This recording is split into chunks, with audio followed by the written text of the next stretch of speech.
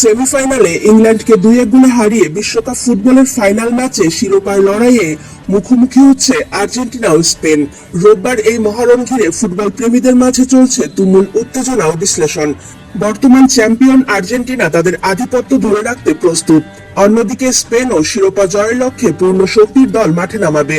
ফাইনালে কার হাতে উঠবে বিশ্বকাপ, তা নিয়েই এখন বিশ্বজুড়ে মূল আলোচনা।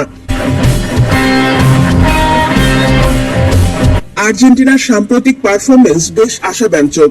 বিশেষ করে 2022 বিশ্বকাপ জয়ের পর থেকে দলটির আত্মবিশ্বাস ও শক্তির জায়গা অনেক বৃদ্ধি পেয়েছে।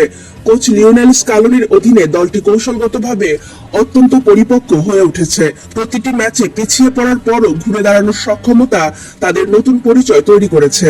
দলটির প্রতিটি সদস্যের মধ্যকার বোঝাপড়া ও লড়াকু মানসিকতা তাদের অপরাজয় করে তুলেছে। দলের প্রাণভোমরা লিওনেল মেসির নেতৃত্বে ও ব্যক্তিগত নৈপুণ্য আর্জেন্টিনার শক্তির প্রধান উৎস। মেসি শুধু মাঠের অধিনায়ক নন, বরং দলের খেলার চালিকা শক্তি। তাকে কেন্দ্র করেই আর্জেন্টিনার অধিকাংশ আক্রমণ গড়ে ওঠে। তবে কেবল মেসি নন, দলের তরুণ ও অভিজ্ঞ খেলোয়াড়দের সম্মিলিত প্রচেষ্টা আর্জেন্টিনাকে এক শক্তিশালী দলে পরিণত করেছে। লাউতারো মার্তিনেজ সহ অন্যান্য ফরোয়ার্ডদের গোল করার ক্ষমতা আর্জেন্টিনার আক্রমণ ভাগকে আরো ধারালো করেছে।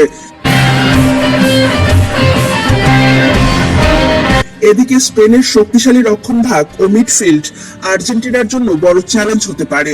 ফাইনালের লড়াইয়ে আর্জেন্টিনার ট্যাকটিক্যাল শৃঙ্খলা এবং প্রতিপক্ষকে চাপে রাখার ক্ষমতা গুরুত্বপূর্ণ ভূমিকা পালন করবে। ফুটবল বিশ্লেষকদের মতে আর্জেন্টিনা এখন এমন একটি দল যারা কৌশলগত যে কোনো পরিস্থিতির সঙ্গে খাপ খাইয়ে নিতে দক্ষ।